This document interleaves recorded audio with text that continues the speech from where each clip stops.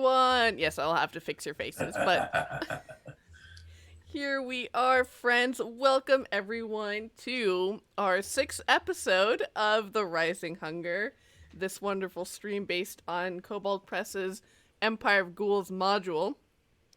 That is a very much gothic horror campaign, so for all of you who are watching, there is going to be not only of your typical vampires and ghouls and zombies and such, but there will also be quite a bit of, well, as we've seen in previous episodes, of sexual related stuff. You know, it's one of the set pieces here in the Temple of Ecstasies. And so, if you're here to join us through all of this, then, well, welcome, friends. We take all stripes. And, yes, here with me is myself, first and foremost. Hi, I'm Sage. Wow, I'm so good at intros, everyone. I'm going to keep talking, and hopefully I'll run to the point where I actually say something useful. I'm your storyteller this evening, and with me is... Hello, it's the Willy Boo at the Willy Boo. Fun posting online and having an okay time. And tonight I will be bringing for you LuVon Chromarak, our lovely gentleman Dampier, who is currently in the midst of this sudden situation. And dear Riana. Hi, I'm Riana. It's very fun to look at Twitch and realize that stuff that I was saying off screen was on. And I can't tell if it's changing yet. Is it working? My web captioner?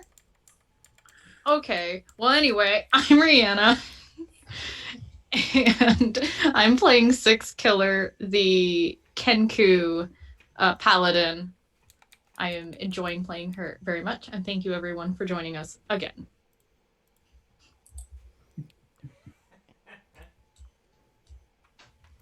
Was it moi? Yes. All right. Reverse alphabetical order. I forgot how that works. It's hard, I understand. The alphabet is hard. It always changes. I'm Matt. I'll be playing Valka Ilford, your Shadar Kai witch. Hold the pickles, hold the mustard. I'm looking forward to tonight and probably dying. Well. Hello, I am Jen Vaughn. I am playing Marrowmorn, the orc bard, and that is the only interesting thing about her. There's nothing else to tell. No other weird stuff happening here. Yes, so please enjoy. Also, I feel like we really shouldn't worry about any of us dying right now. This is only episode 6. It really feels like an 8 or a 9, you know? I mean, is it episode 6 or is it technically episode 2? Well, it's episode 6 because we each had, you know. Okay, so those counted as like full on? Mm-hmm. Yeah. Okay, how did your episode go again? Excuse me? I was talking about Valka over there. Oh, don't worry about it. Oh yeah. How did Valka do? All right, well. He did excellent. Speaking of killing all of you, what happened last time? So you all met simultaneously, almost as if by chance, in this large, long rectangular room full of sarcophagi that were tucked into double-stacked niches. You all had assisted LuVon here as he was under attack from a couple of ghouls who were trying to make a snack out of him. You all successfully managed to fight them back and started to exchange some notes, figured out what you all were there for, and sussed out that you were roughly on the same side. And so eventually the cleric of the Raven Queen, this pink-haired young woman by the name of Erin, led you all back to the temple of the Raven Queen to give you all a place where you can enjoy a short respite. You all exchanged notes, figured out more of what was happening within the city, about the disappearances, about what or who could possibly be behind them, who exactly is missing, and figured out a plan of what to do with it. So eventually, you all dressed up in some of you in your finery to prepare to go to a party. And you all headed back down into the cartways, which are these repurposed ancient mining shafts and mining tunnels that have been used for a variety of purposes over the millennia or so that they have been constructed. And so you all found your way back to the wonderful Boris, who, after giving your admission ticket of a single red invitation, welcomed you all inside, in which you see, in this huge cavernous hall, there is about 15 or so cultists wearing these red robes, red silk robes that were very form-fitting, and they were all in the midst of a chant. In the center, you see this large central column, around which are several individuals who have been chained with a heavy chain and padlock around this central column. And there are 4 braziers that have been illuminated that are emitting these huge saccharine violet plumes of smoke. And you see the head priestess here, who is leading this chant, is this white-haired, pale-faced woman with these white gossamer robes that are loosely tied together with these red satin ribbons. And you all had spotted the wonderful Luna, who LuVon and Marrowmorn had taken aside to enjoy a brief conversation, which we are apparently 49 seconds into. Thanks for keeping track. And so, as you all were trying to figure out what's happening here, what are we going to get to the good part, trying to, make nice. Six Killer, not being one for subtlety, marched straight forward to the central column and tried to rip off these chains of these individuals. Valka was helping. With Valka. I did a thing. Who animated the lock, which made the situation a little bit stranger.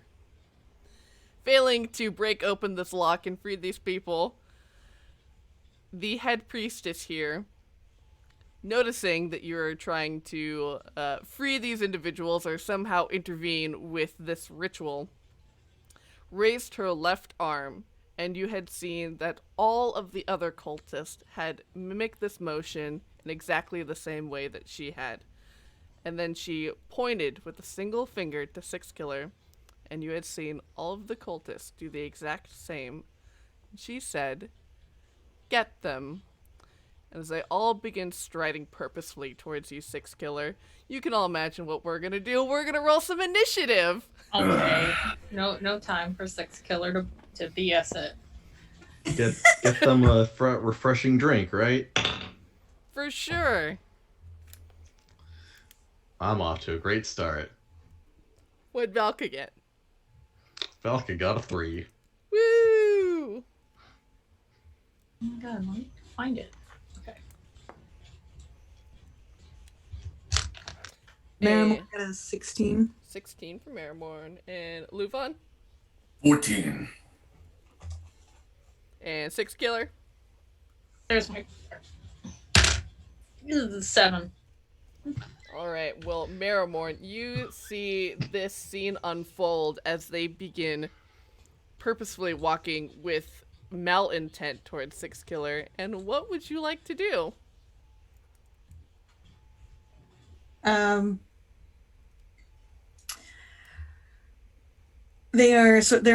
like in a one would say a crowd moving towards Six Killer on the platform. Yes. Yeah.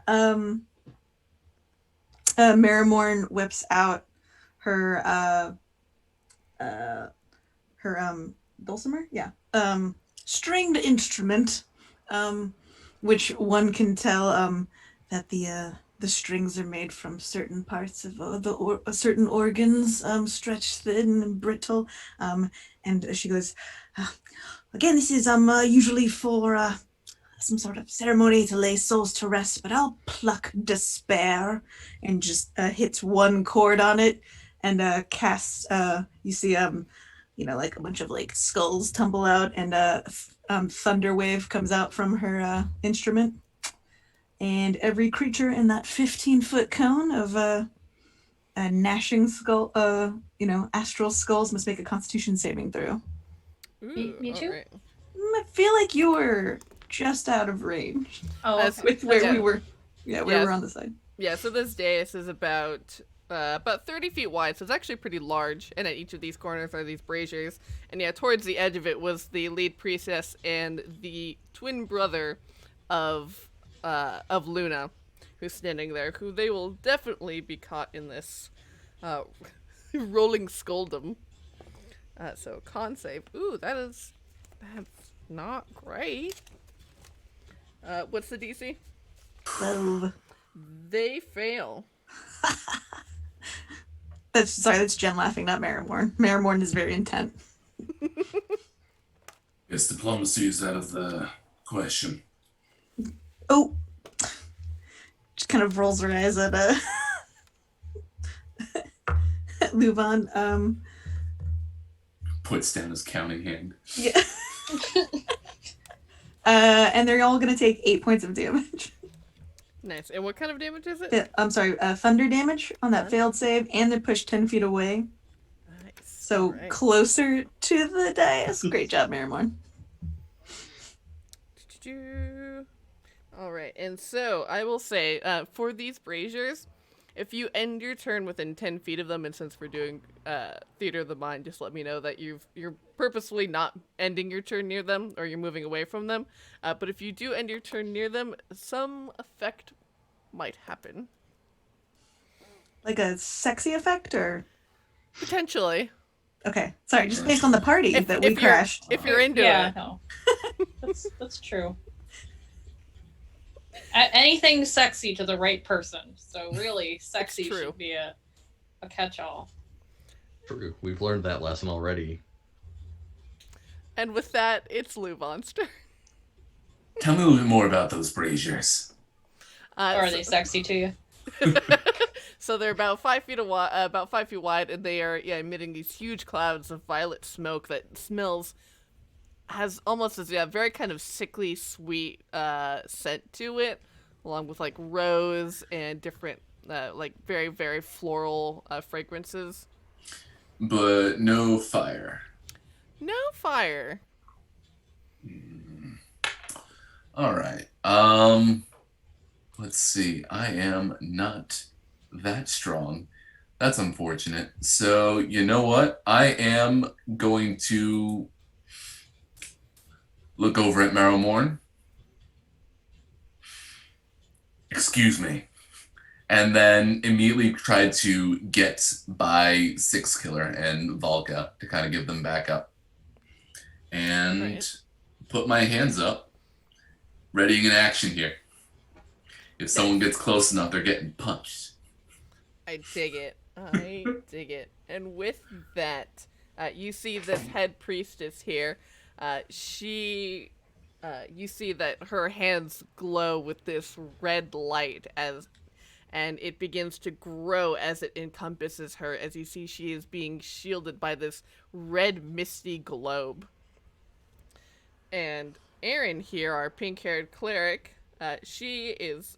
You see that you hear the cawing of ravens, like vaguely off into the distance, and you all feel suddenly imbued as she casts Bless on each of you. So for each attack and saving throw, you get to add a d4.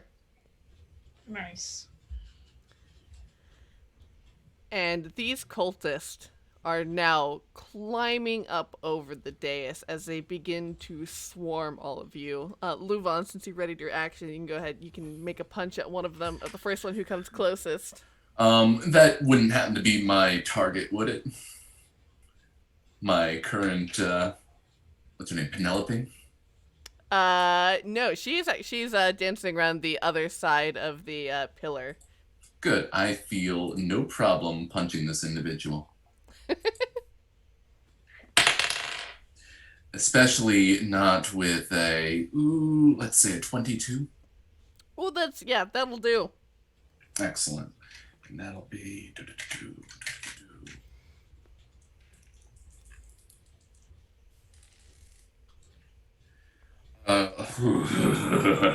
okay. So that is 8 points of bludgeoning damage. And you see, as you were ready, kind of, bouncing back and forth on your toes, and you saw them approach, and you just, boom, right into the temple, and you see that they just drop instantly to the floor. But still more of these individuals begin surrounding you, and they begin grabbing at all of your clothes, trying to pull you off of this dais. And Excellent. so, Valka, LuVon, and Sixkiller, I need you all to either make athletics or acrobatics checks as they are attempting to grapple you all. Marrowmorn just goes, "Oh no, not yet. Oh no, this is not what I wanted to be here for." I was there. I got an 18 on an athletics check. Nice. Got So 8. Valka's Well, just like, they're grabbing him and he's just grabbing back and like twisting in a weird way and like pushing them away. cool. Lost my sheet here for a second. Sorry, everybody. D&D Beyond is too much. Okay. I got a 12 on my acrobatics. So it's a bit of a try to weave and bob, but I'm not too sure how well that's going to do in this case. Mm-hmm. You said acrobatics or what? Or athletics, whichever one is higher. Okay. 18, 19, 20, 21, 22. Nice. And so, Sixkiller, you managed to just sort of like push their hands away and keep them back as you're struggling with these chains. And Valka, you kind of like, twist your way out through all their different grabs. But LuVon, after knocking one of these individuals out, just more hands are just reaching over and grabbing at you. And you feel the threads of your suit begin to pull and tear as you hear the ripping of fabric. And you are grappled. Ah, cool. That's a brand new suit. Is it sexy ripped yet or just normal ripped? Sexy ripped. Have Not we gotten quite. that far? Not quite. Next round, it'll be sexy round. Okay. All right, everybody. If you donate now, the more you donate, more it gets ripped. Just reminding. I can't let this happen to Morgana's work. I mean, it also depends on the audience. Like a little bit of that wrist bone, if we're like Georgian Victorian times, what I'm saying? Mm. Give that sweet, sweet ankle action. Woo! Oh boy. And with that, you see Linus. He, the redheaded twin of Luna, and you see he runs over to a rack of weapons that's over on the left wall, and you see he grabs a spear and unhitches a whip from his belt. And Valka, you are gonna get a stabbed. Ooh. We'll see about that. Yes, I will. You will not, in fact, as he is trying to reach over these hordes of people, and he can't quite seem to get a good puncture in. And His arm's your too friends short. first. I feel that. And then Sixkiller, it is your turn. Okay, so I looked at D&D Beyond and I was trying to figure out, since I leveled up, I can't use spells yet as a level 2 paladin. It's not letting me. You might not have any slots. I don't know. I'd have to look at your character Yeah. sheet. It's okay. I don't need spells to hit. So, who's near me? So you are swarmed by many, many individuals as you're in this writhing mass of cultists. Oh, I see. So I just, okay. Can I do one attack and it hits a lot of people since they're all on me? I mean, I would say it would almost be harder because it's such close quarters of being able to like fully use your weapon to its full potential. okay. Mm. I will hit the nearest one then. Sweet. Oh yeah, 18. Hell yeah, 18 plus stuff. Oh yeah. So You do a hit. They are all right, wearing effectively nothing. Ooh. awesome. Where? And yet you get spells next when you're level 2. I do. Yeah, but you do have a couple features that you can use that'll be in your, if you go to actions and then scroll down. Oh, I do see features. Okay. Yeah, or there. Yeah, actions and features will have some stuff you can do. Sorry. Cool. Well, I get my +1 to AC and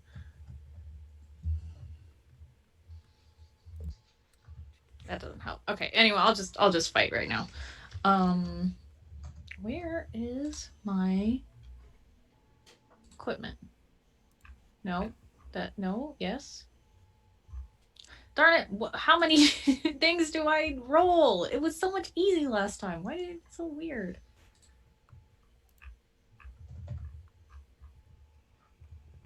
Damn it. So you got your scimitar, right? Yes. Yeah, so it's 1d6 plus your strength, so +2. And then I have the extra D4 from. Aaron? That's for your to hit roll, Oh, okay. Never not mind. for damage. 1d6. So 5 plus 4. Nice. And What? so Yeah.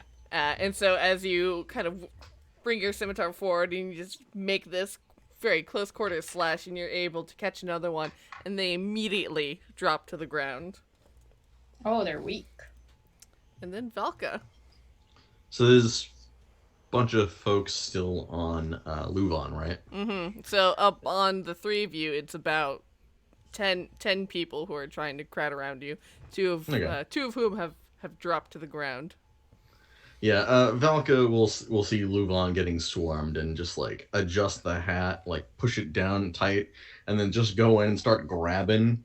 And like you see the arm warp again as he's casting for a Sigil of Endless Flesh, and he's just gonna just punch the hell out of one of the things that are, or one of the people that are grabbing LuVon. Nice. Oh, that's bad. I shouldn't have picked this D20. Bless, is he Really? gonna save this probably? But I have to roll it anyways. Oh, wait a minute. Yeah, that's still bad. 2, 4, 8. Does a 10 hit? Yes, it does. Wow. That's amazing. You only need That to was get looking very bad. for these poor cultists. You only need to get a 9 or higher. Wow. Nice. Good to know. All right. Well, this cultist is getting a glorious 7 points of punch damage. And they are punched to the ground. I like to imagine that he like grabs and like punches and it just like shoots him up, and there's the arm extending. Yeah. And then That's it for my turn. we are back up to Marrowmorn.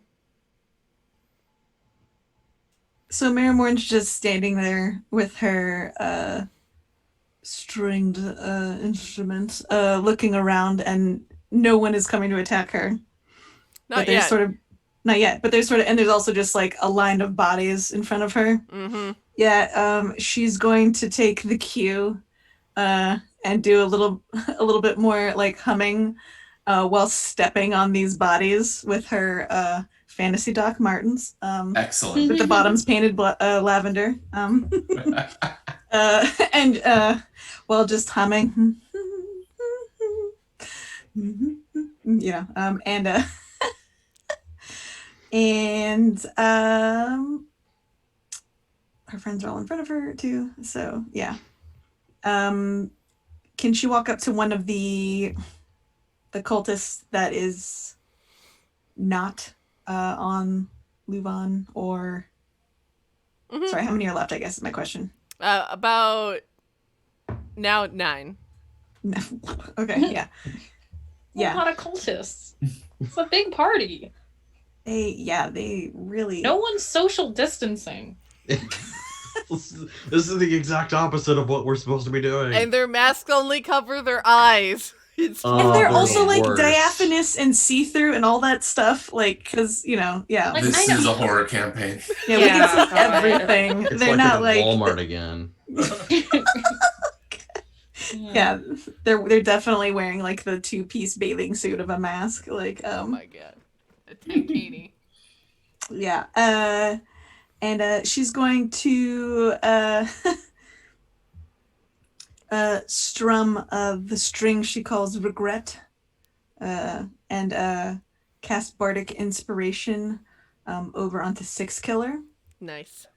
So you now have a 1d6 for ability checks, attack rolls, or saving throws, which you will probably need in the next 10 minutes. Thank you. And she's basically readying a reaction. So turn over. While stepping on people, though, just stepping on their backs and their naked bodies, I guess. Very cool. And LuVon. All right. I still got one other person grappling me right now. Mm-hmm. It sucks to be them. So I am going to wrap my hand around theirs, and I'm going to pull them in for another punch. Kiss. That's what it sounded like. We haven't gotten that close yet. You wrap your hand around them and you pull them in. For a punch. That is an 18. That certainly hits. All right, and I will be doing... Oh, okay. So that is only 8 points of bludgeoning, non-lethal. I think that LuVon is control himself at this point. Definitely. And so as you wrap your hands around them and you get in a swift uppercut right to the jaw, and they just, with a clatter of teeth, you hear them drop to the ground in front of you. Now, let's see. Can I use Flurry of Blows against other targets, or would it have to be against the same target? You can use it against other targets, I would say. Cool. Then we are spending that key point, and we are about to go punching. At this point, once that person drops to the ground, I am going after 2 other cultists in the crowd. Mm-hmm. Hopefully hitting with a 22 Oy. and a 24. Dang! Hot fire! We picked the right die. That frisky 4. Yep. So that is 7 points of bludgeoning, and that is 5 points of bludgeoning. And Non-lethal. Yeah, and 2 more of these individuals are immediately KO'd as you are just right and left. And since you are ending your turn on this dais and you have these fumes of smoke coming into your lungs, I need you to make a Constitution saving throw. Ooh, let's see. All right, that is going to be a 19. And so for just a brief second, everything becomes kind of blurry and hazy in your vision, but you shake it off, and as you get yourself and collect yourself, and you are fine. And then it's my turn. Look at that. Oh. And so these cultists are going to continue grabbing and trying to pulling at you, and Six Killer, they are going to make some unarmed strikes against you. Does a 20 hit? A 20 meets it. Meets beats. So yeah. So as long as you meet it or get higher, it is successful. The meat has been beaten. Wait, successful for you or successful for me? For me. Oh. And so you'll Didn't know we were at a deli. Not beating me, please. And so you will take 3 damage as you get punched and grabbed. And Valka does a 13 hit. You bet it does. My squishy little mage. Yep. You The will spoon has not saved me. you will take 2 damage as you just get Oh. a punch right into your eye as you just the Oh. fist comes out right from nowhere and hits you. The nerve. Marrowmorn, you see that this head priestess, who is shimmering in this bubble of red mist around her, she turns to you, and you see that this glow of fire illuminates in her hands, and she hucks it at you. And Marrowmorn screams as a reaction, "Unluck on that!" and twangs the string she calls cursed. And that is a spell from the Underworld Player's Guide called Unluck on that, if you will. You have disadvantage on your roll. Ooh, nice. Okay. Attack roll. Very cool. And so, as this discordant sound hits her, you see that she kind of reels back a little bit, and she throws the spit of fire just off to the right of you. Excellent. I'm in Super Mario Brothers. All right.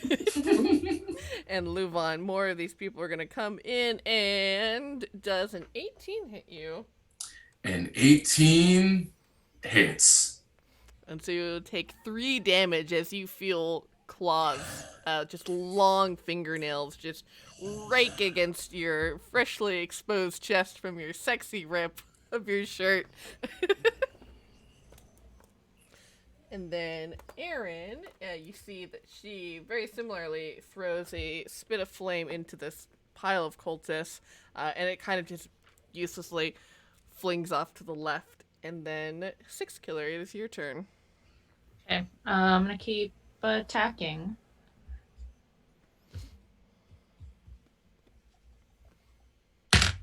Yeah. You said I got a what, Jen? Oh, you're muted. 1d6.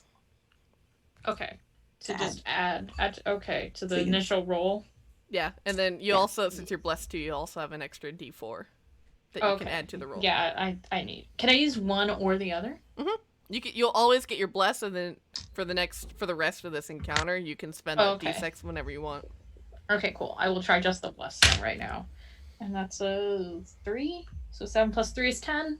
Nice. Yes. Okay, thank God. All right, and now I will try to hit. Or, I mean, I hit, but I will see how hard I hit. Yes. So 5 plus 4. So And 9. so another one of these individuals drops to the ground. And as you end your turn here up on this dais, I need you to make a Constitution saving throw. As you breathe in this purple smoke. Purple haze all in my brain. 14 plus 2 is 16.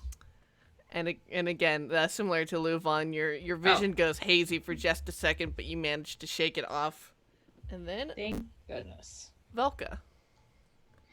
So Valka just got punched in the eye, so he's gonna like get hit, and he like tilts back, and that pulls the arm that he was using to punch back to basically punch the person that punched him in the back of the head.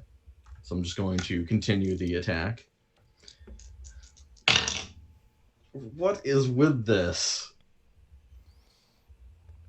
At least that's a 11. Do you want my D20? You can switch. That 4 would have been better. So You can switch I'll roll dice still. damage. Well, at least that's pretty good. 10 damage. Very nice. And this individual drops. And as a bonus action, Valka is going to like the arm like hits him, and then like it spins him, and when he spins, he kind of like disappears, like he's just flipped out of existence, and he's going to use his Shadar Kai, Blessing of the Raven Queen, to teleport up to 30 feet away. Nice. Probably away from pretty much everything that's going on the dais. Yeah, that's And definitely when enough he room. when he like poofs into existence, it's just like a big cloud of black feathers, just poof, and it just collects below him. That's gonna be it. Very cool. And Marrowmorn, we are back up to you. All right. Marrowmorn watched the little fireball like spit past her. So sad. so very weak and feeble. And she she plucks yet another chord, the one that she likes to call grief, and sings "Lady in White." I'm just kidding. But she does sing "Lady in White, no longer a fright. Be gone with you and all your cronies in sight." And her words sort of travel on the wind to her ears, and as she casts dissonant whispers, and they must make a wisdom saving throw. I would love for you to take a point of inspiration. That sweet description. A wisdom saving throw, you say? That is a 6. They did not make it. So, on a failed save. Sorry, I've never used this spell before, so I'm very excited. Yes. I'm going to take 11 points of psychic damage. Nice. And Wow. and it also moves as far away as its speed allows from me. Ooh, okay.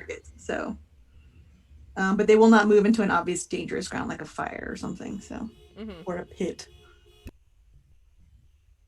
or step on people and gross stuff, touching their flesh mouths together. Hold on, let me close my window. Can you hear this car alarm that suddenly went off right in front of my house? Yep. And LuVon, then your turn. Sounds like two rubber lips touched outside. Sorry. Someone's touching bumpers out there. That's a mental image now. Is that what horns are? Rubber lip? What? Bumpers, baby. Oh, bumpers. Maybe. All right. So we got Claude, and we smelt some sickly sweet gas, and that wasn't cool. No, you have to whenever you smell gas, you have to let the city know. Yeah. This place ain't up to code. Marrowmorn goes, "Yes, I know. It's what I've been telling you. This entire place, they've got no credentials." What's it gonna take in sort of a bubbling rage to take one of those cultists and kind of toss them into one of the daises? I would say an athletics check. I think we can risk it. Yeah, let's go for that. Basically, LuVon is like picks out the claws that got him, and goes and grabs that person, and just like defenestration. So, hell yeah! How will a 16 get me? Oh, and so yeah, you take this hand with this wrist that you see with these long purple fingernails that have been painted, and you fling this woman up over your shoulder over into the nearest brazier, and she tumbles into it, tossing this brazier aside, and you see all of these light gray sort of coals tumble out, and you see that the magic is disrupted and the fumes sort of begin to putter out. Brazier's light.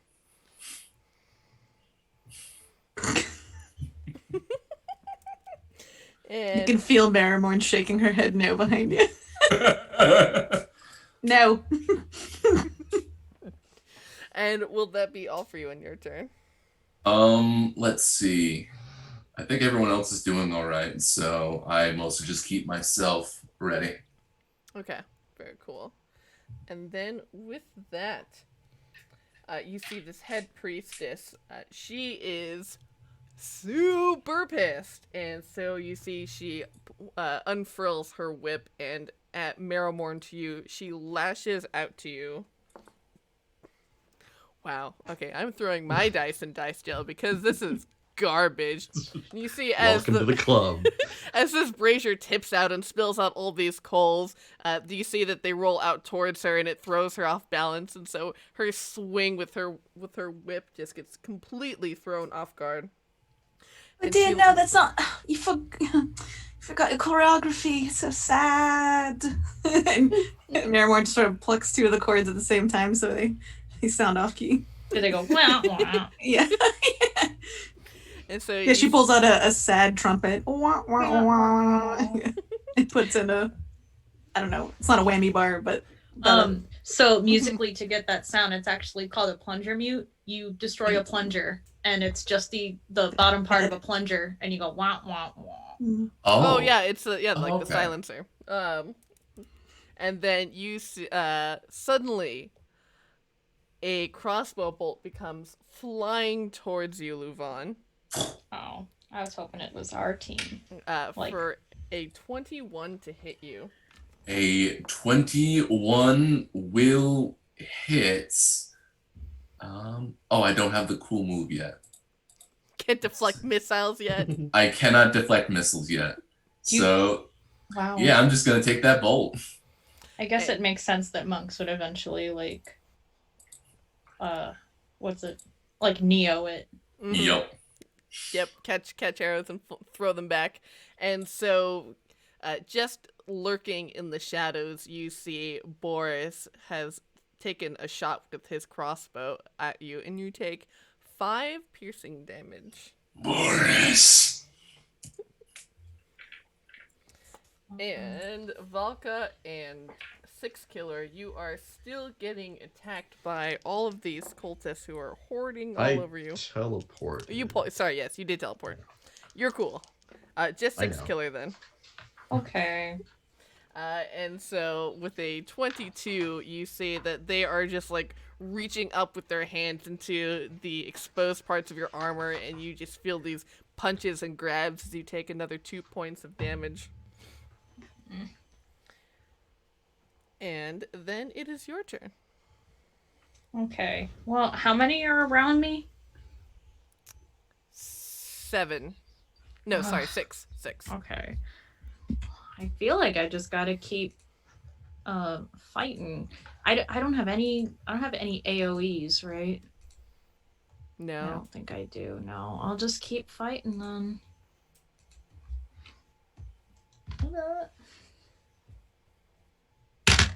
Oof. Yeah, no, it's not gonna hit. It's like a 5. You're blessed. Add your D4, and then Oh, you yeah! still And I have still your, have everything. your D6. Wow, thanks everybody. So 4 plus 2 plus 6. It's still only like an 8. Is that including your proficiency bonus and your strength? That's an extra Oh, not plus. Yeah, that's an strength. extra +4 to each of your attack rolls. Oh, never mind. I hit. And so roll your damage. no need to even confirm with the DM. I love it. Like I totally do. there's a 48 hit Thank you. sage. No. Sometimes with a DM, it's like asking a kindergarten teacher, like, "Ma'am, does this work, ma'am?" And sometimes it's like fighting someone like you're actually physically fighting them. But with Sage, it's easy. I like to think Okay. I'm a kindergartner teacher. Yeah. All right. 6. Nice. And so 6 plus 7, 8. yes, and so you fell another one of these cultists. And Valka, you're poised 30 feet away, taking in the scene. Six Killer and LuVon are still fighting through this massive horde. Marrowmorn appears to be facing off with the sort of head priestess. And you had just seen Boris take a shot at LuVon. Yeah. I think this is a long time coming. Valka is gonna like go into like the robes, and he pulls out the selenite rod and he racks it back and he points it at Boris. He's Is got a that a gun. baseball bat? They're like That you can like this cock? big. Oh, just a little one. Okay, because when I imagine it, it's like you. It's like you pulled out a baseball bat and you pointed it like people point at home runs. Yes. No, this is much more violent Just a little looking. wand. Okay. I want to get you a baseball bat. That'll be my goal. We can definitely do that. So yeah, I'm going to cast Ilya's monochromatic ray. Do at Boris. Oh, that's tremendous, actually. Finally using my actual ability score that I'm put points into. Does a 23 hit? Yes, it does. Boris is about to take a bunch of force damage. So when this beam shoots out, instead of white radiant like it was before, this time it's like a 50-50 gray. So he's taking 6 plus... he's taking 14 force damage. Nice. And you see, you just blast him back against this wall with this medium gray blast that you send his way, and he looks a little annoyed. I like to think that there's just like, instead of smoke coming off of this crystal rod, it's just like sparkles. Nice. And Marrowmorn. You notice that. Oh, sorry. No, keep going. You notice that that Luna, who you were speaking to, and her twin brother, they are nowhere to be seen. Of course. Well, I mean, she's not gonna run away at the moment. I don't think she knows what to do. But she might just yell it. Luna's gone, Luna! I can't find her. She's on the other side of the moon. And she sort of slings her instrument behind her, and then making direct eye contact with the woman in white, peels the long skirt of this lavender gown up, first over the ankle, then a meaty calf, sort of a knee that's probably got some. She's not a softball team, there's a little bruising. And our ratings adjusted for this, right? Yeah. Okay. And then slides her hand across the top of her thigh and pulls out the fossilized sword that has a skeleton hand as the pommel holding the blade. Fuck yeah. And sort of pulls it out, and she goes, "Song's over, love," and is going to I guess run at her. Still kind of far away. Wow. You're only like 20 feet away from her, so. Oh yeah, she gets there and then is going to honestly try to wang her on the long flat or the wide tip wide part of the blade to knock her out, because again, we don't really know what's happening here. So cool. And with my +8 now, thank you for that bless. Does a 27 hit? Oh, certainly. Sweetenly. Cool. So she is going to take +2, 7 points of damage, bludgeoning. She's looking a little worse for wear. Okay. Oh, good. She's still awake. All right.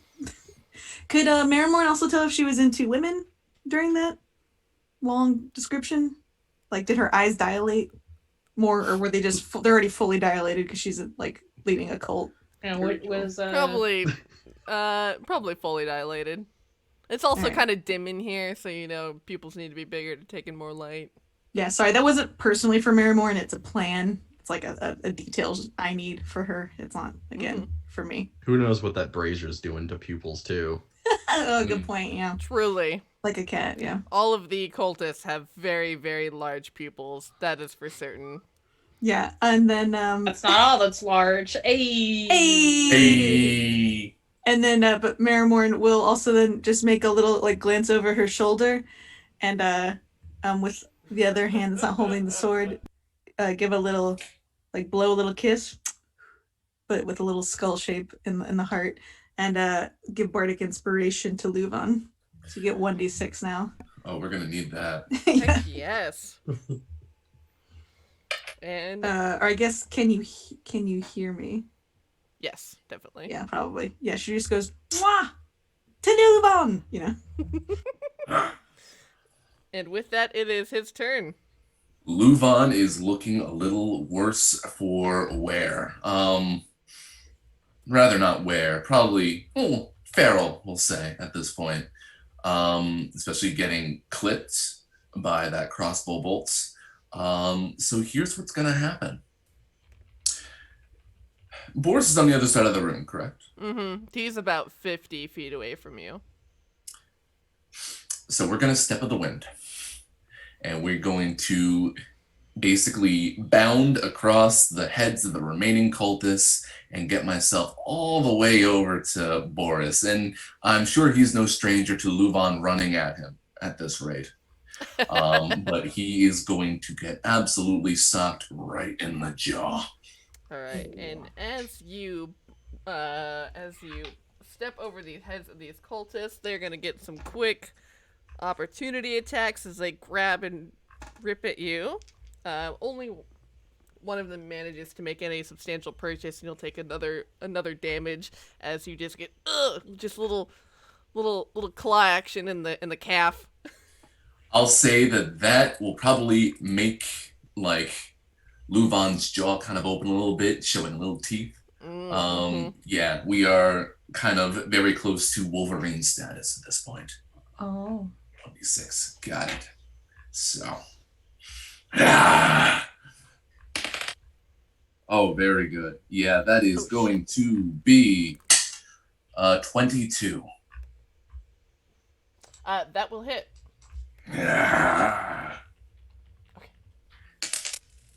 Marrowmorn just goes, I think I hit. Do I hit? Huge action man? Sorry. The word. That is 8 points of slashing damage. Nice. Boris is also looking a little bit worse for wear at this point. He had it coming. He had it coming. He only had himself to blame.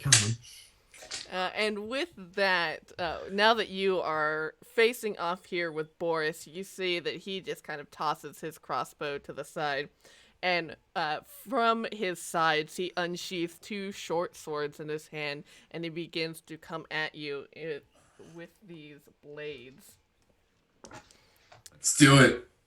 You see he gets at one of them in his offhand, which you see is this very elegantly smithed silver short sword that he is carrying, that he manages to slice and get a nice chunk into your side for 7 damage. Ooh. Cutting it close there. And he doesn't quite get purchase in with his other hand. And Marrowmorn, you have run at this woman and are swinging at her with this long sword. And you see she pulls out a silvered spear from her side, and she twirls it. Where were you?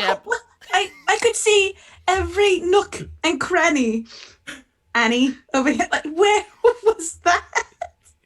So, like... It is almost as if she manifested it. Okay, thank you. Yeah. Sorry, From her body. she just, you know. Well, I was gonna say, so there's a spell that's on, like, a bag of holding that lets you put stuff in there. Oh, yeah, there's a lot of extra dimensional stuff. I just... Yeah, could you it would, put like, that Sage just made spell a big on anything? deal about how, like, her clothes are just a whisper away from the ground or something. So I'm just like...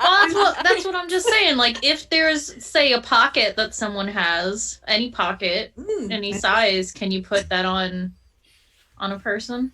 Could be a dress with pockets. A dress with pockets? Not even fantasy life. No, yeah, we don't get those luxuries. Okay, sorry. I was trying to figure out if it was like a hex blade or something. So yeah. She manifests the spear and jabs it out towards you, and you see it begins to almost in the way that Valka eats all the color in the room. It, like, the light seems to bend around it as this sort of necrotic energy jabs towards you. And that is a 19 to hit. I am. Marrowmorn is resistant to necrotic damage. All right, well then you will take half damage. Half then. damage, yeah. So that is 9. So halved for you will be 4. Oof. All right. And then, let's see here. And then Erin here, she's going to fling another bolt of light. She's going to try and help you out, Marrowmorn, by throwing a bolt of flame. Oh my god, she hits it right as she's aiming for this priestess. She gets jostled by these cultists who were like running in and out, sort of kind of running in and out of this grouping, and it actually knocks into one of the braziers and makes it smoke even more. Good. And Six Killer, it's your turn. Aaron, try hardest. Okay. I really don't see anything else besides just whacking. So a whacking we go. Six Killers say too many party. Yeah, 18 plus hits. Mm-hmm. And then 8. Nice. And so you fell another one, and you see that there are only 4 remaining. And Valka. So there's 4 on Six Killer. Marrowmorn's in a bit of a scuffle as well, but I did just see LuVon take a pretty mighty hit, right? Yes. And then he and Boris are facing off with each other now. So this is 2 incentives for me to go and help LuVon. 1, I get to punch Boris. And 2, LuVon looks like he could use some help. So Valka is going to like run towards the scuffle, and like when he goes to throw the punch again, it delays behind him, like he takes a bunch of steps and the fist is still back, and then it rockets forward. Nice. Oh my god, this D20.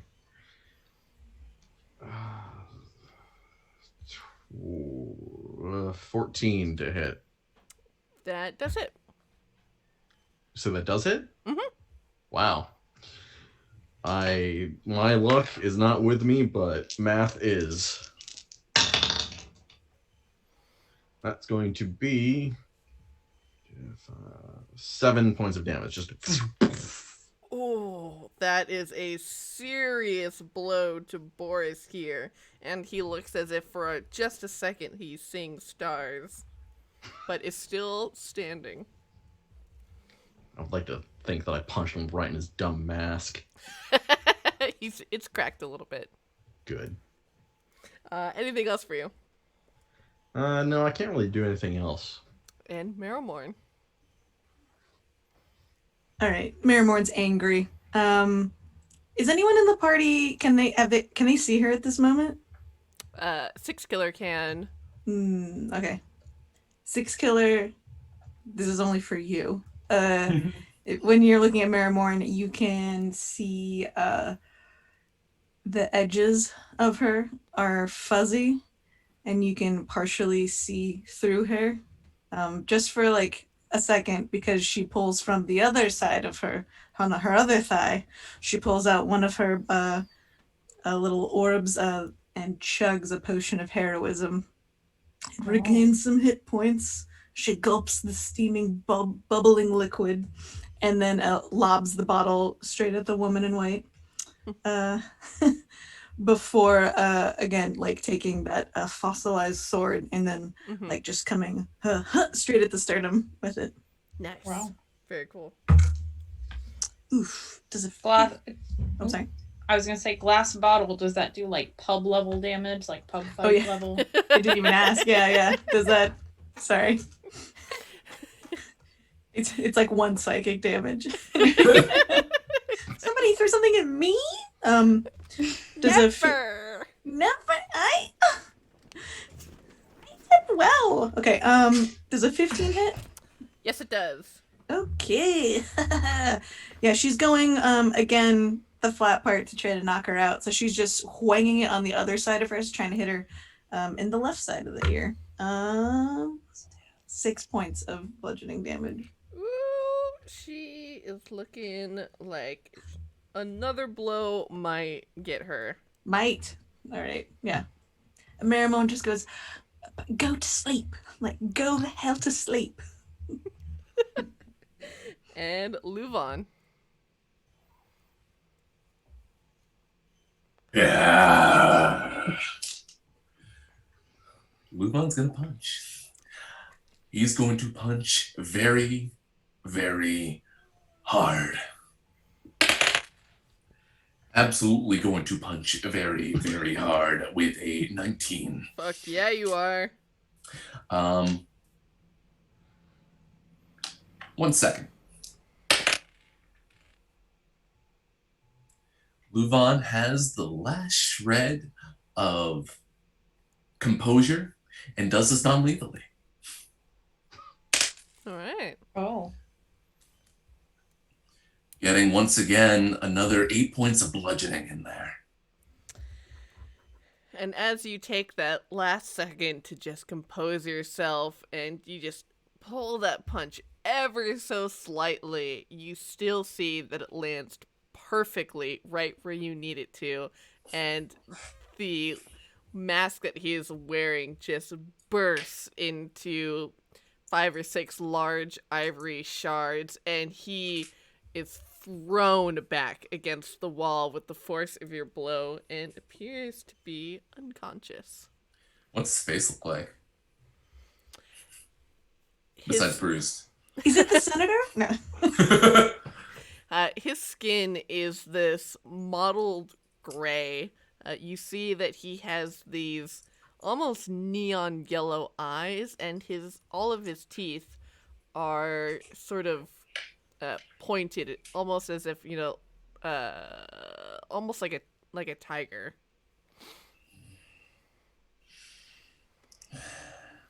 Wait, with a silver weapon. Oh, okay. Meanwhile, this tiger is just going to and then turn around with his coat back up, getting ready to get back into the fight with only 4 HP left? Yeah, wonderful. Yeah, we're getting ready. Beautiful. And Marrowmorn, this red sister here that we were continuing to face off with, she is done just dealing with you, and you see that this spear grows as it just... And Marrowmorn looks at her and just goes, come at me, baby. You think you've got what it takes? And she's kind of winging the blade around, just like, I've done this. I'll bat this thing straight to hell. You come at me. Sorry, every time my partner walks away with his Bluetooth headphones, it takes them off and changes it. Oh. And so that ends up coming out of his speakers. Anyway, so this oh my god. Ooh. And Marrowmorn goes, look at how powerful I am. No. Oh no, the illusion is broken. Immersion ruined. You live in a place with chairs, Sage? What? I have a bed? True Wizard of Oz. Yeah. Alright, so yes, so she is done dealing with Marrowmorn, and you see that this red orb that has been surrounding her shrinks back down and dissolves, and it coalesces into this black enervating energy that becomes concentrated in her spear, and she lunges at you with this mad sort of fury in her eyes. And she gets a 17. It hits. And so she is going to do 15 necrotic damage to you. So 7 or Mm-hmm. okay. All right. Yeah. Where did it hit me? Just so. And me. she aims just like right in the middle of like just right above your belly button. My tattoo is right now. 2 dolphins jumping.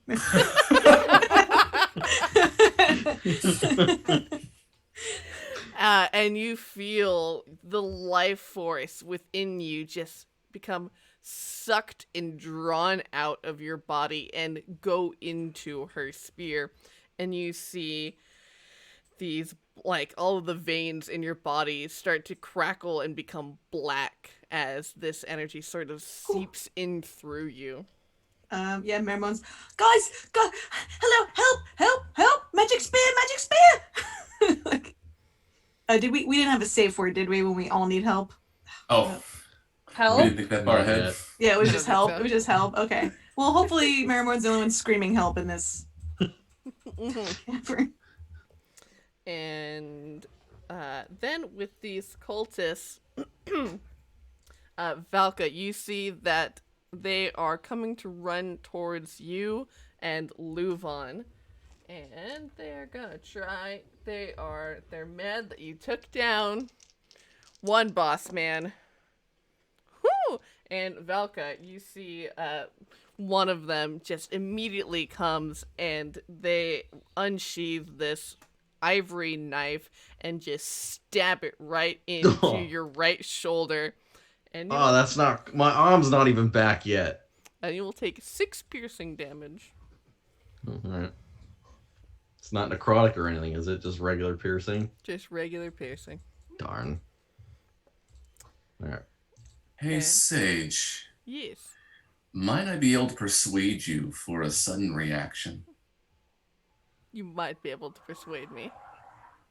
As these cultists come after us and I've regained my composure, I would like to grab Boris by the scruff and kind of hold him out in front of these people. Okay, yeah.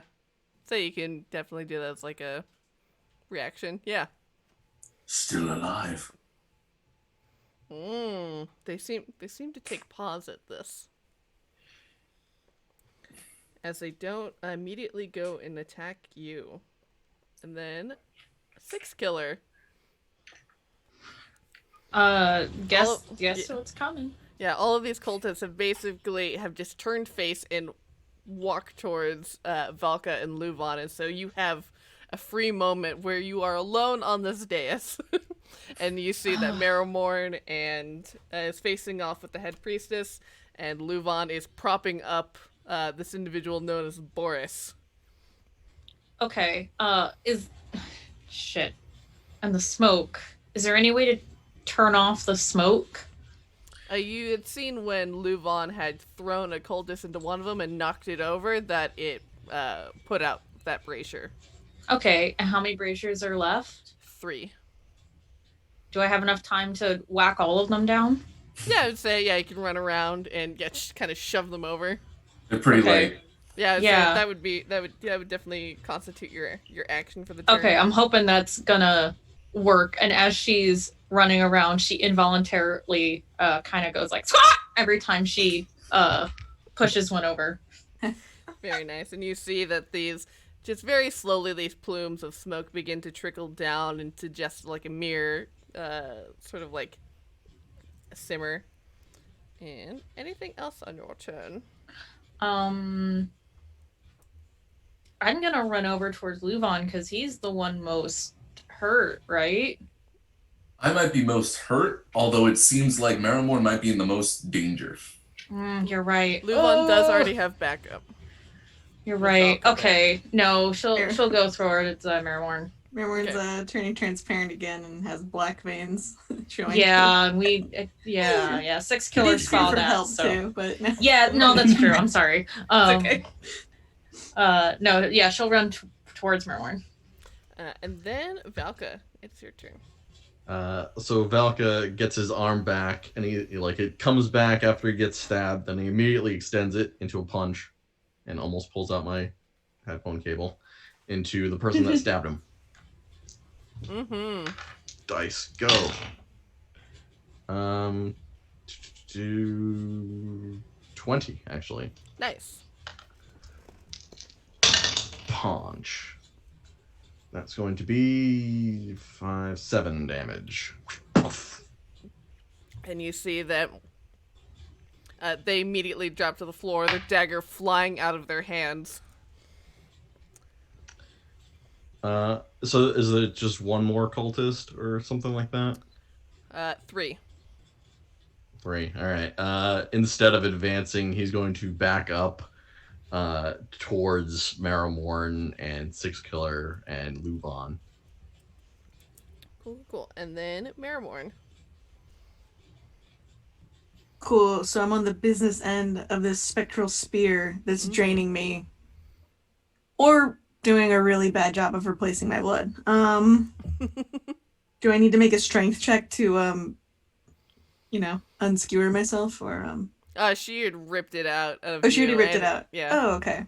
Well, nice. So just internal organs everywhere. Yeah, Mara's done with this. No.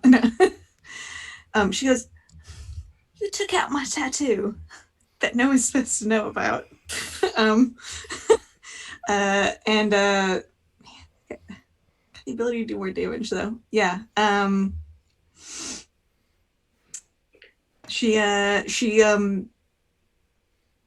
But she just says, why?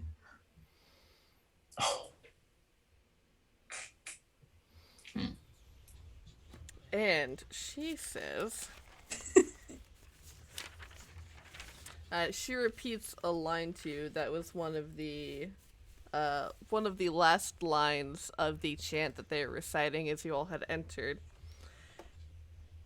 And she says, "Blessed are the heretics, for they shall be eaten last.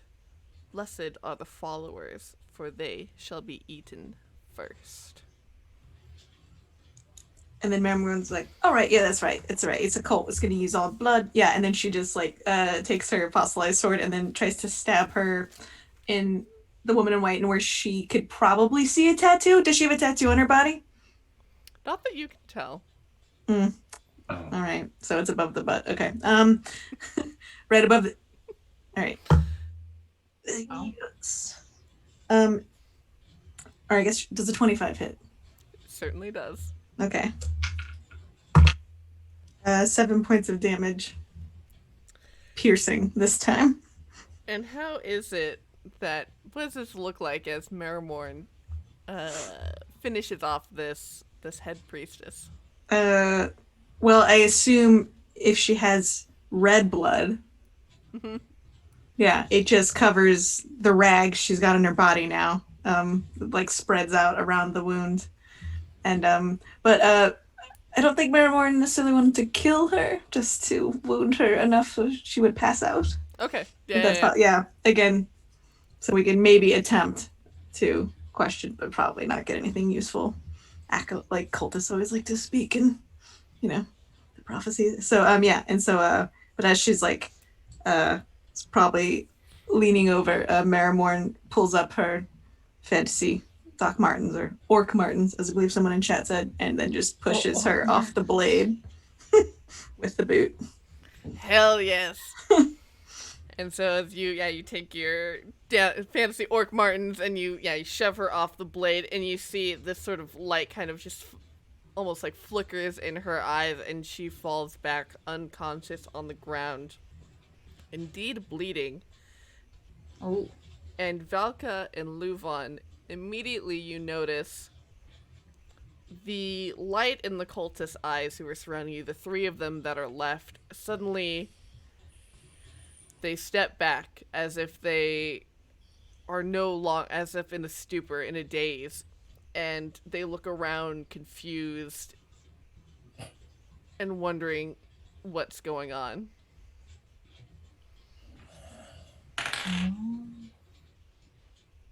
Dropping Boris.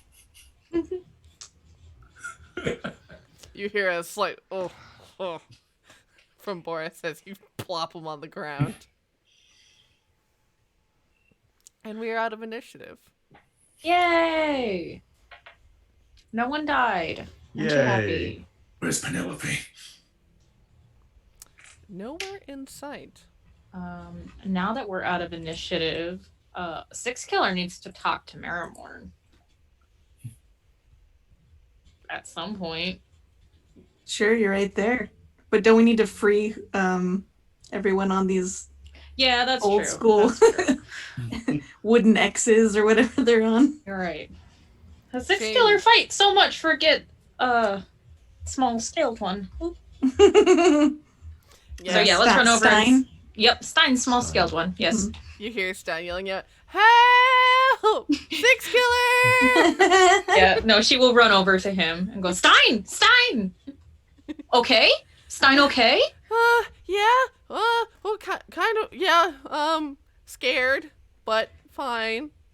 Stein, what happened? She is saying this as she's like very like stupidly just kind of like trying to brute force it. It didn't work the other time, but she'll try again.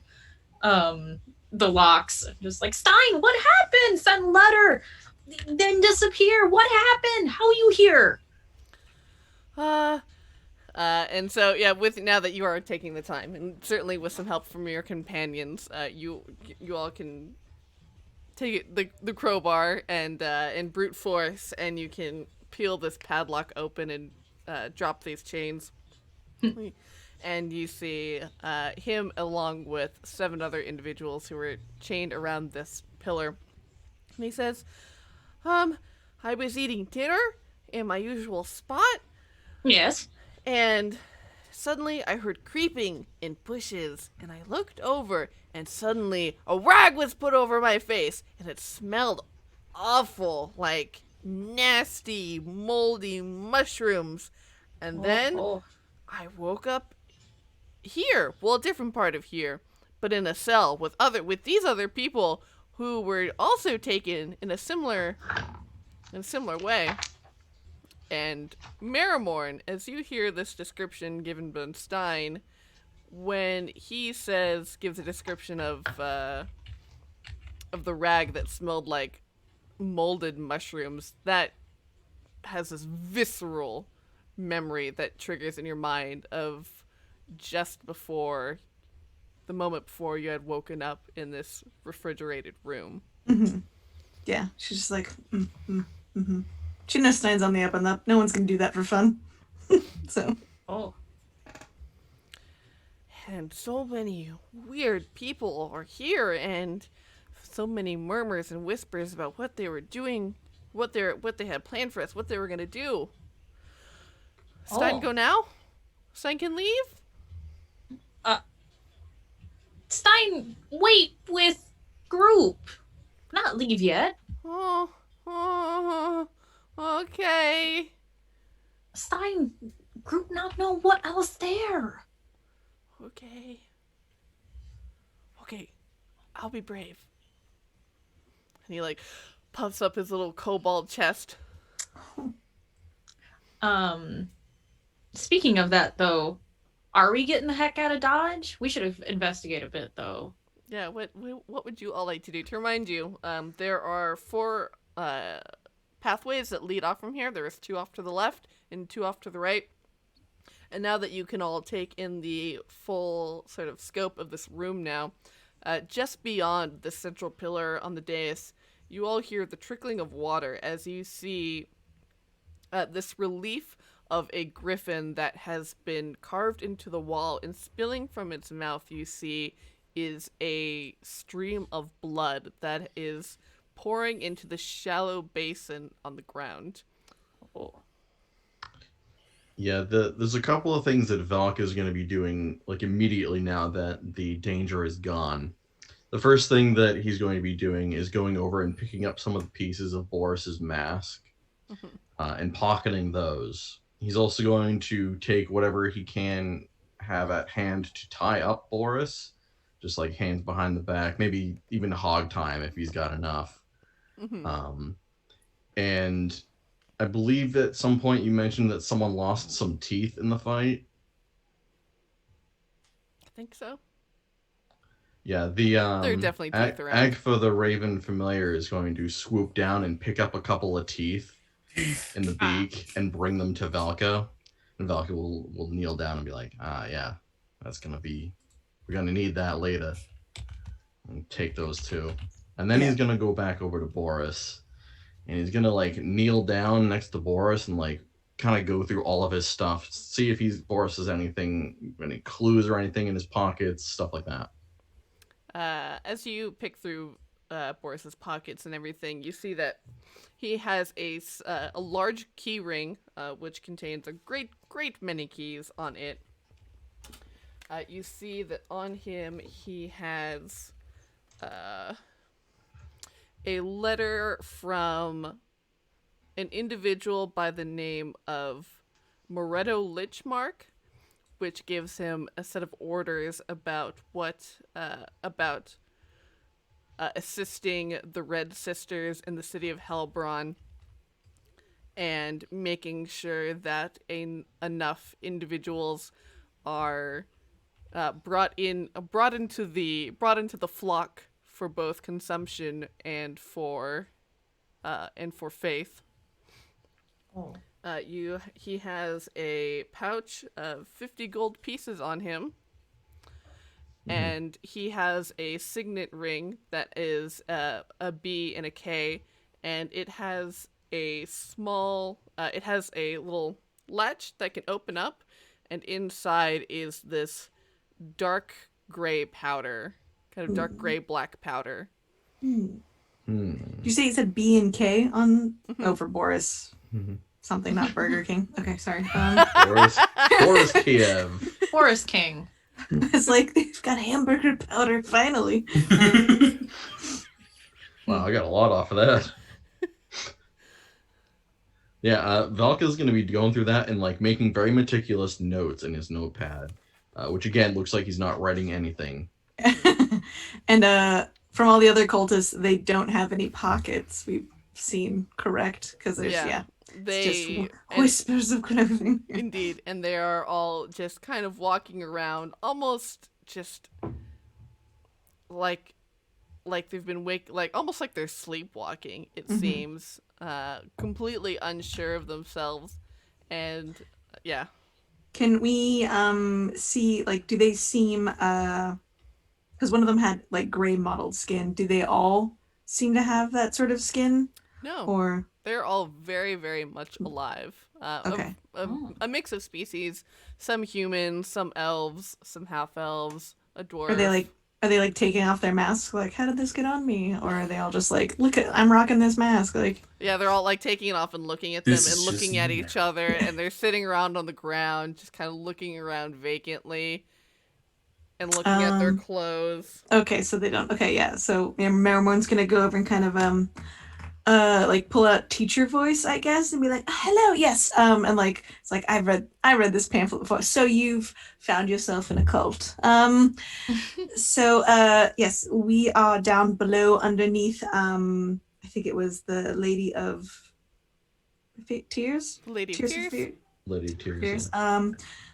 Fear Tears. Yeah, we're underground. We should all leave, probably. Okay.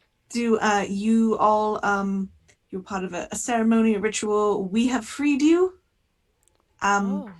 So you're welcome. Don't worry about it. But yeah, you need to get out of here. So I don't know. And then she's sort of looking at Six Killer, LuVon, and Valka. Do we want them with us? Six Killer will turn to Aaron. Mm-hmm. Oh, I can certainly escort these people home and figure out where they live and make sure that everyone gets to a safe place. Of course, I would be happy to. Yeah. Peaceful. Yeah. All right. Yes. And she'll gather everyone up and gather them around her, and we'll lead them out. Not before Marrowmorn presses a beautiful lavender business card in each of their hands for Lunar Stars, Graveside Services, and more. It's like a 10% off if you Nice. book 2. Yeah. So, yeah. She goes, welcome. So LuVon doesn't see Luna anywhere. Nor Penelope? Nor Penelope.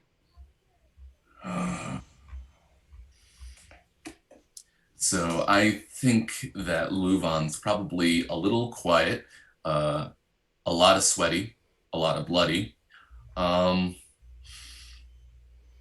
keep himself far away from that fountain for the time being, Okay. until everything is all cleaned up. That fountain, you hear the trickling of water as the blood flows from the griffin's mouth into the basin, and it has this almost inescapable echo as this dripping just seems to grow ever louder. We should. It seems like the place that has like a blood weird, you know, like it's like we should get out of here. Marrowmorn sort of like, you think maybe? Yes. Yeah. Six What- pillars say leave. But what about we've killed a bunch of people, right? Ah, Some are unconscious. They were all being carried out with Aaron's. Yeah, like She takes the conscious ones to help. Like, okay, we should grab these individuals. Like, okay, Yeah. let's go. Does anyone know them? If there's any dead bodies, like if we killed anyone, Valka's gonna be like, well, what are we gonna do about these people? We can't just leave the dead here. true. There That is could- truth. There's gonna be a lot of problems if Well, we leave dead here. How many are actually dead?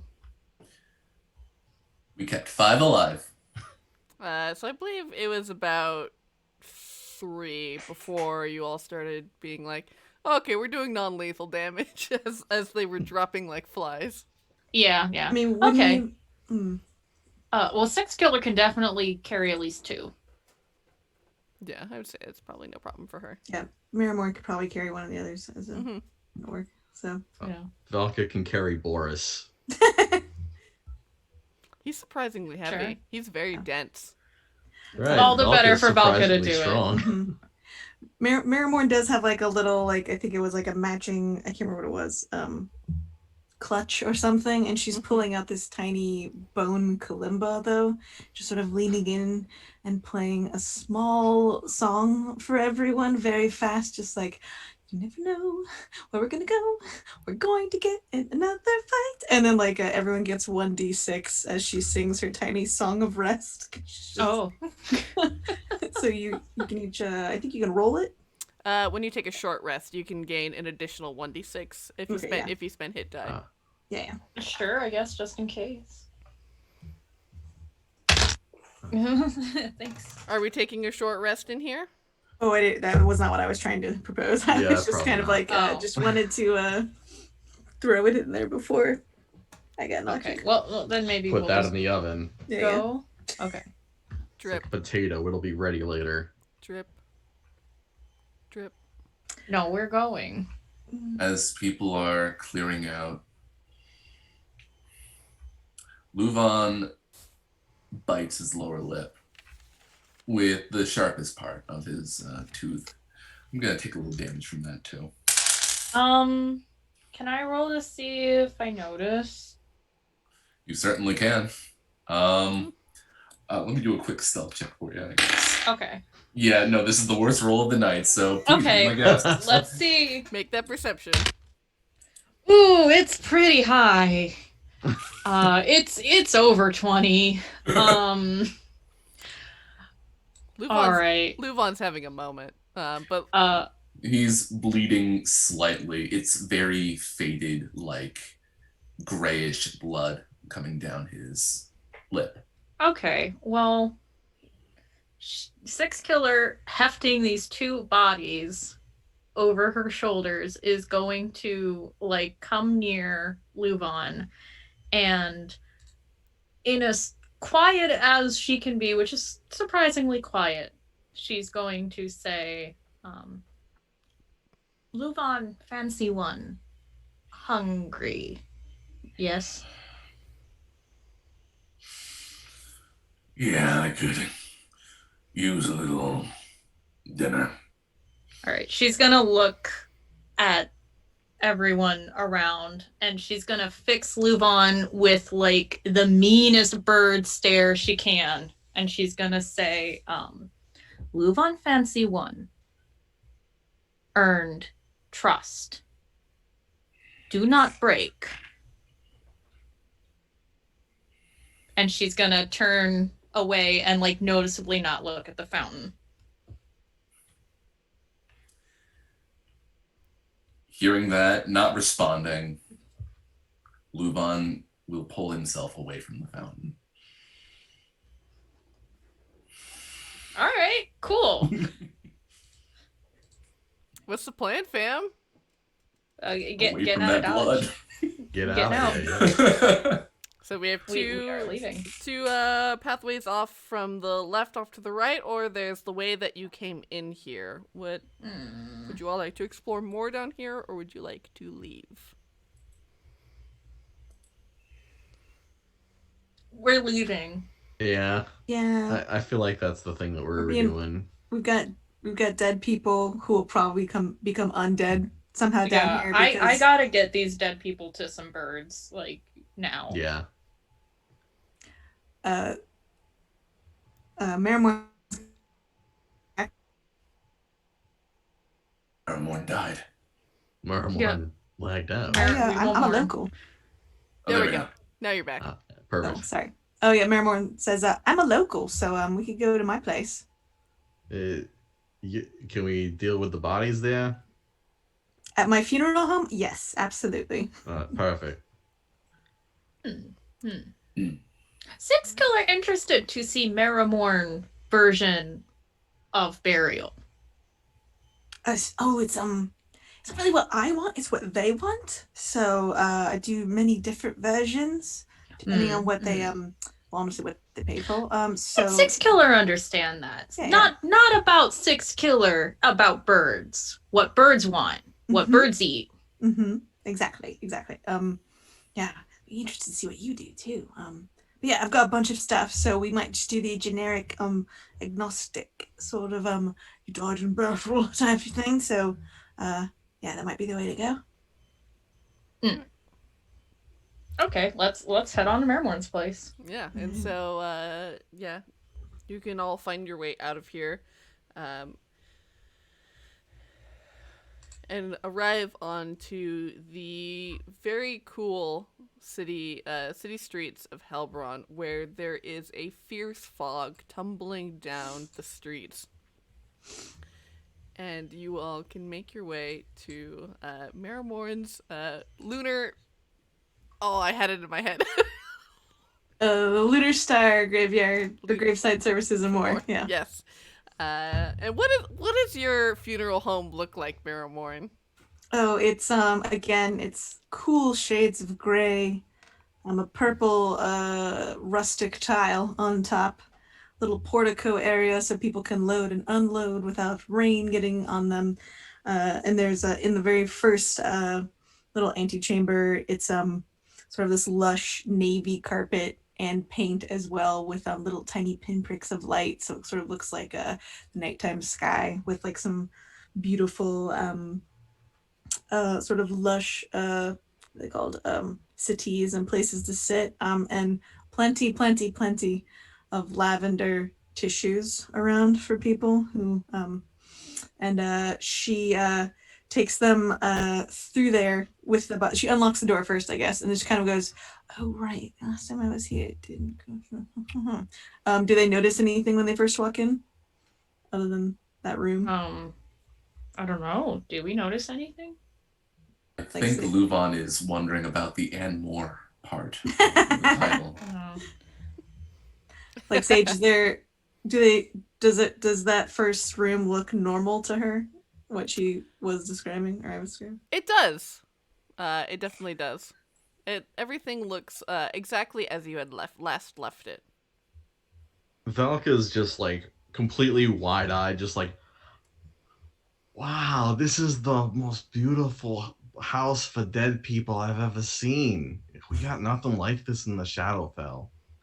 Where'd you get the money for all of this? This is amazing.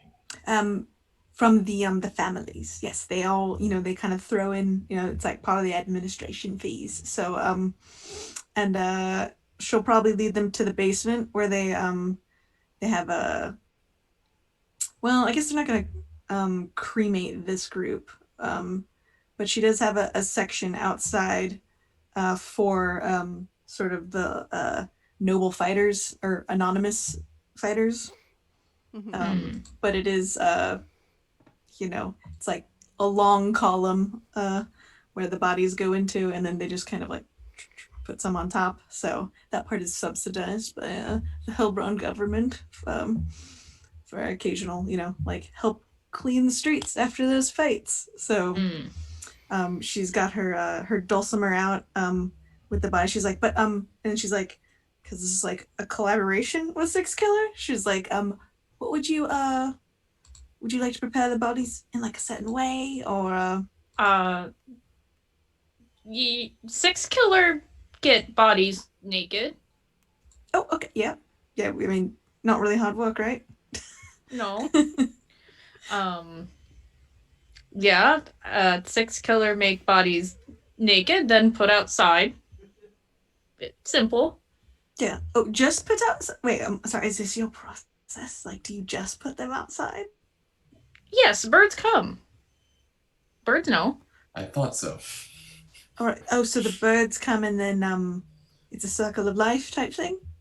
Yes. Ooh, I love it. That's great. I got Yes. Sometime coyote. Yeah.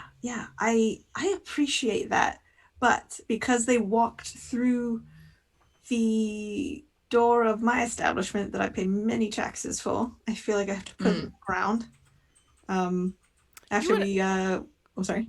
You would actually know that it is illegal to bury people within this kingdom because of how easy it is for them to become buried back up, or buried out, unburied, and become prison as undead. So, pull themselves, yeah. And so the general way to do it is through a crematory. So you would probably have one of those. Where Six Killer caters to the other people who, because people can no longer be buried and there's no way to return to the earth. Rogalon, the Hobbit, one of the Lords of Death, but like the halfling Lord of Death, basically gave his followers the idea of like, well, you can return to the earth the other way, which is through the Circle of Life. Mm-hmm. Oh yeah.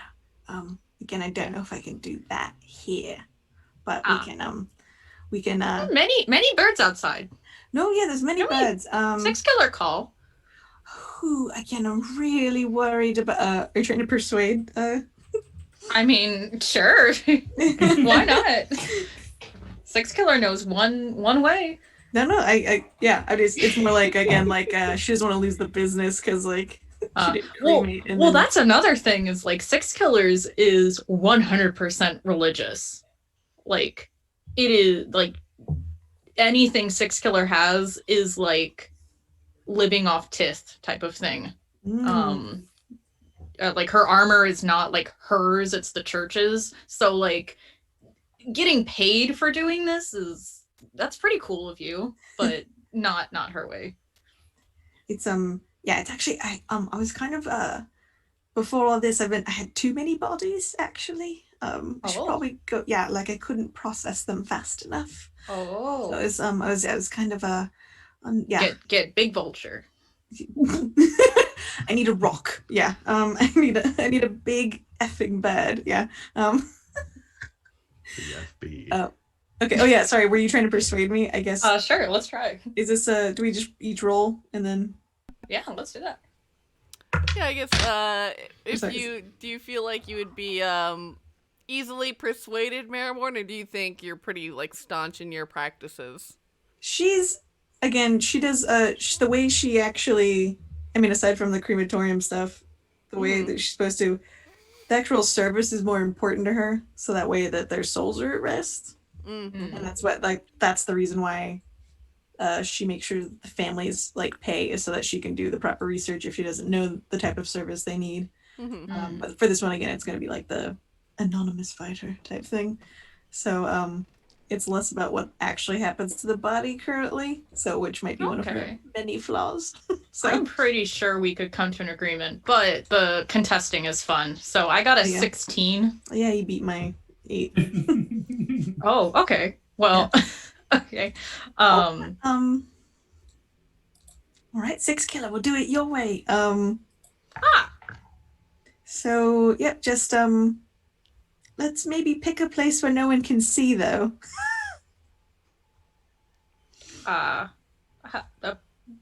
Do you have like a courtyard or something? The bird's got to come in. Yeah. She's got a giant tree that she calls the shade tree. That she was trying to make it like a cool singles mixer for shades to hang out underneath. Okay, cool. All right, so everyone will go outside. Valka wants to spend some time with LuVon. Like he'll tap you as you go and do this chore. For this duty. Aw. All right, so we can wait for the funeral if you guys want to have a moment, or go into the funeral, whichever you'd like. You can certainly start the services if you like. Yes. 6 killers start calling all birds, and she'll go outside. Yeah. Marrowmorn's pulling out her book because she has probably not seen a lot of Kenku. I don't know. I mean, she's buried a lot of people, but again, if it's sorry, was this a specific religion or a Kenku ritual? It is like Sage had mentioned before, the Kenku were originally part of the Raven Queen's people, right. But that didn't work out. So they're kind of like a free people to do whatever they like. Most of them have started following Rogon. Okay, so it's okay. It is religious, but it's like since everyone has kind of like fallen out of whack with not being able to bury their dead, people will get like that type of service not being part of that religion, if that makes sense, just because like you can no longer bury. Okay.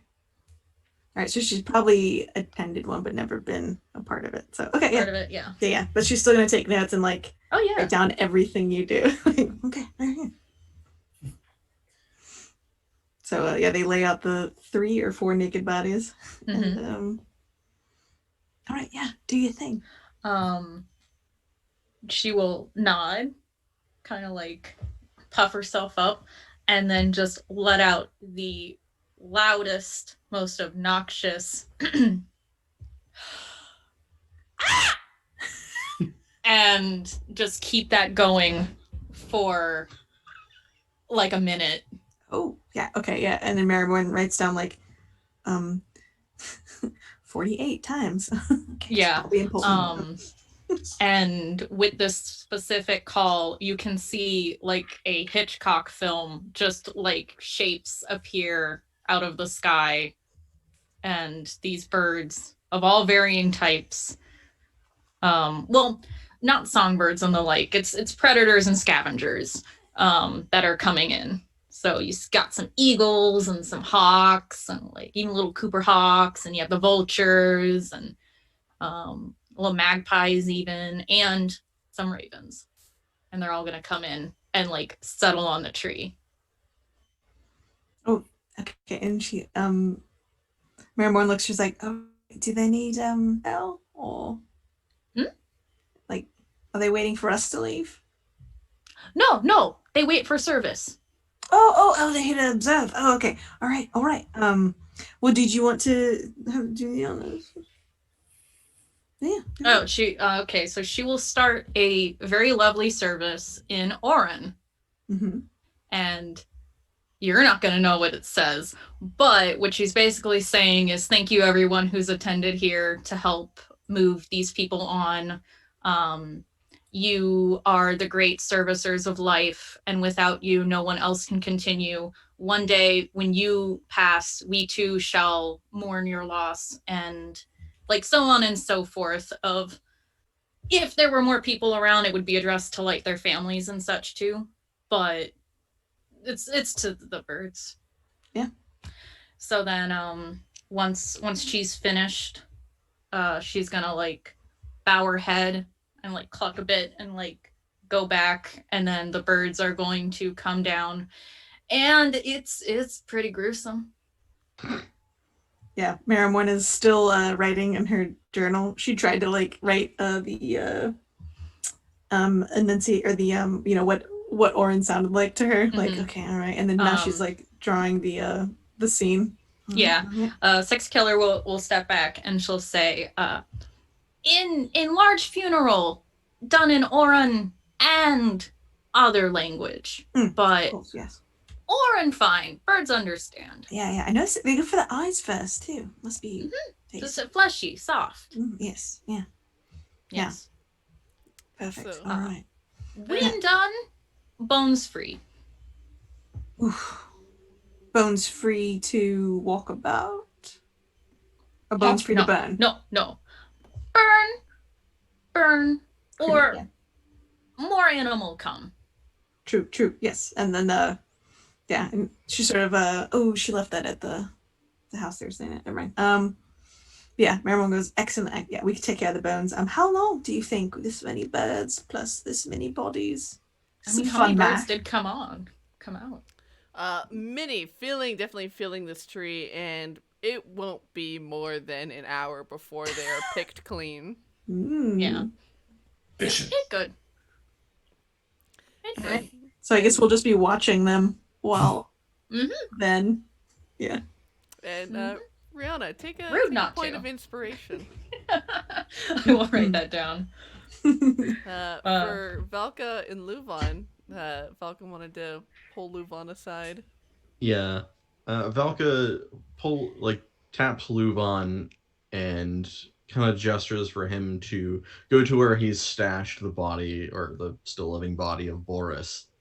And Valka, despite the goofiness, despite like the smiles and the childlike wonderment at all the colors and everything that's happened here so far, he finds a table and he places his notebook down and gets his quill pen, and then he looks up to LuVon and he says, the first thing I want to tell you is that I cannot in any amount of words tell you how much it means to me that you jumped in my moment of need to come to my defense on that dais.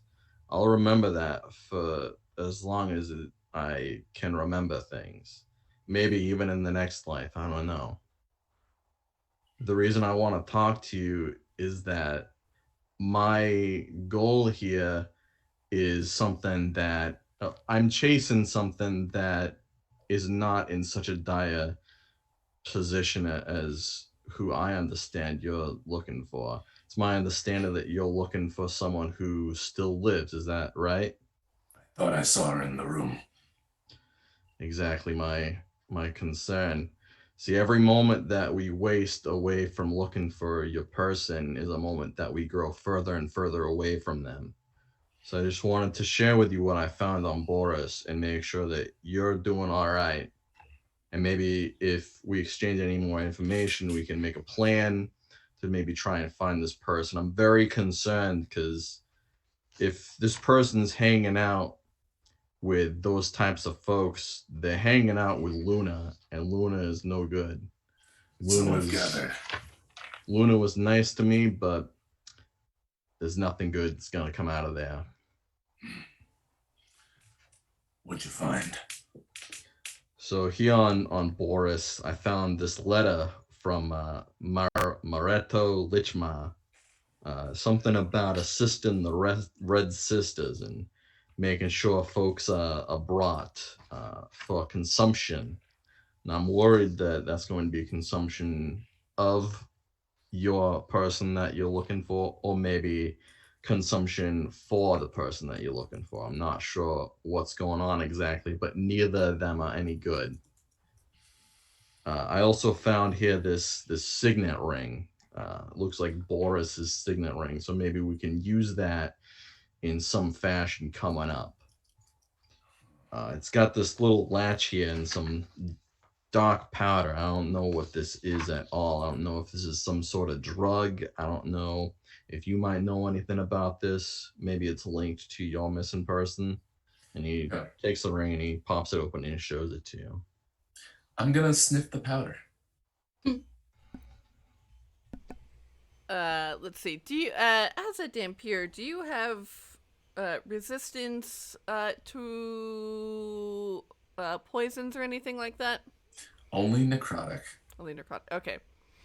And so, as you can kind of like, get the small whiff of the few particles that kind of float off when he opens up the ring.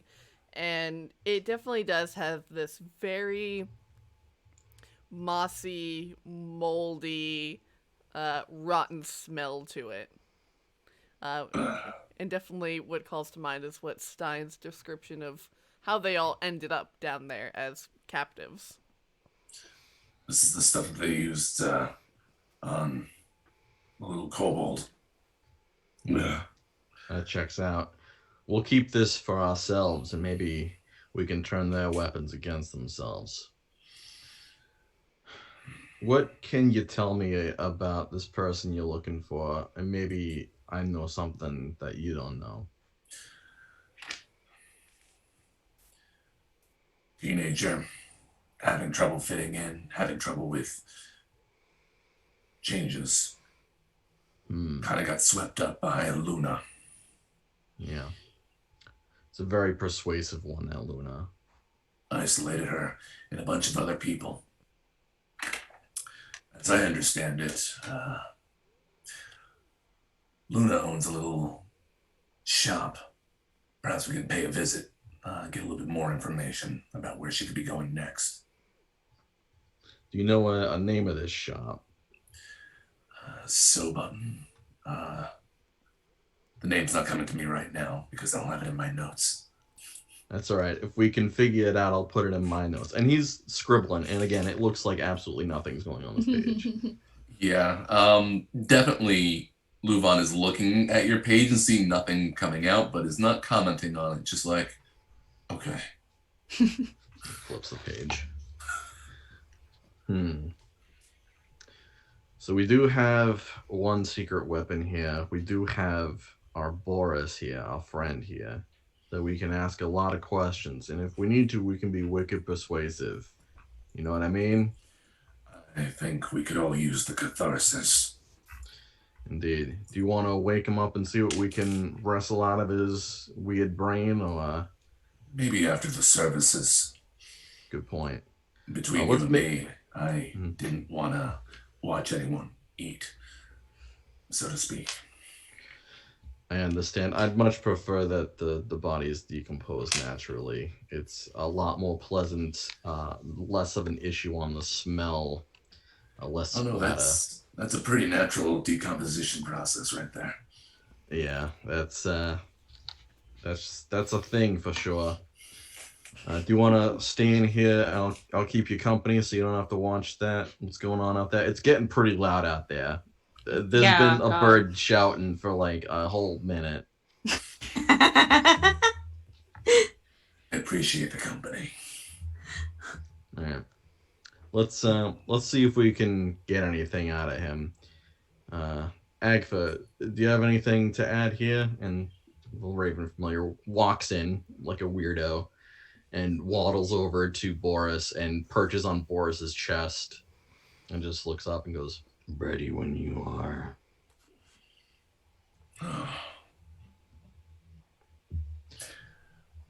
Okay. All right. Agfa, peck him. Give him a 1-2. Agfa just.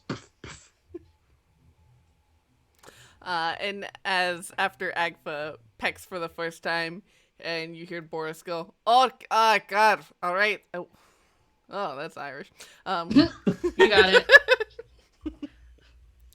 You know, undead can't really be knocked unconscious, he says with a smile. And that's where we're gonna end this episode. I was gonna bring up Boris Jr. Oh no. Yay!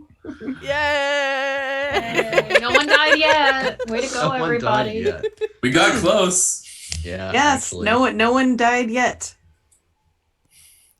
And with that, we will draw the winner of this giveaway of a digital copy of Deep Magic. Thank you to Kobold Press for sponsoring our wonderful first season here.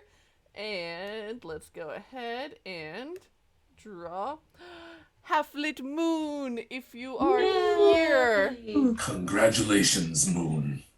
Claim it fast. And they just entered, so right under Oh. the Nice, right nice. under the gun, if you will, or the selenite wand. Wow. Type. Yes, you are here. Awesome. Either DM me here on our Twitch channel with your email address, and we can send that off to you. And sweet. Well, friends, this has been a lot of fun, and you all survived the encounter in the Temple of Ecstasy, which means you get to go to level 3. Huzzah! Yay. And get all of our hit points back. No, Yeah. Thank goodness. not yet. Okay. When you have a long rest. Oh, the spells that I'm gonna unleash upon you. Oh, I'm but thank excited. you all for tuning in. This has been a wonderful time. I am loving how this is shaping up so far. Some choices have been made, and we'll see what happens. What's up with this Penelope and Luna? What are they up to? And leading you all through this, I am Sage, and I have been your storyteller this evening. I'm the Willy Boo at the Willy Boo. Fun posting online and possibly losing my mind. But nonetheless, it has been a wonderful evening. Hi, I've been Riana playing Six Killer. You can find me at DIY Ferret on like everything. Can't wait to come back here and roll a new character after we all die. Such a hopeful one. I'm Matt. I've been Valka, the Shadow Kai Witch. You can find me on Twitter at KintaroTPC and at Curse of Lords, which is my podcast in which Sage is also a player, also at curseoflords.com. We're back in the main story of that. It's great. Check it out. Pass turn. Caught. Hello, I am Jen. I have been at Marrowmorn for tonight. You can find me on Twitter and Instagram at thejenya. You can check out my comics and narrative design and RPG video game stuff at hauntedvaultstudios.com. And you can also listen to my all-fem family-friendly D&D podcast, D20 Dames, wherever podcasts are free. We are doing a live, pre-recorded show, next Saturday for Geek Girl Con. So I'll remind you all again. But we'll be in chat, so we'll be making it real good. And thank you again. And I'm looking forward to next time when Six Killer and Marrowmorn we'll have a race to the death to see then who gets to do whose services. Right. Mm-hmm. Yes, and yes, we'll be back here next week, same time, 6 to 8 p.m. PST, and you know what you all should do until then? Feast away! Oh, I forgot we were doing that. I totally forgot, and I was waiting for the lead. Feast away. We'll get better at it. Next time, it's gonna be perfect. Good night. And-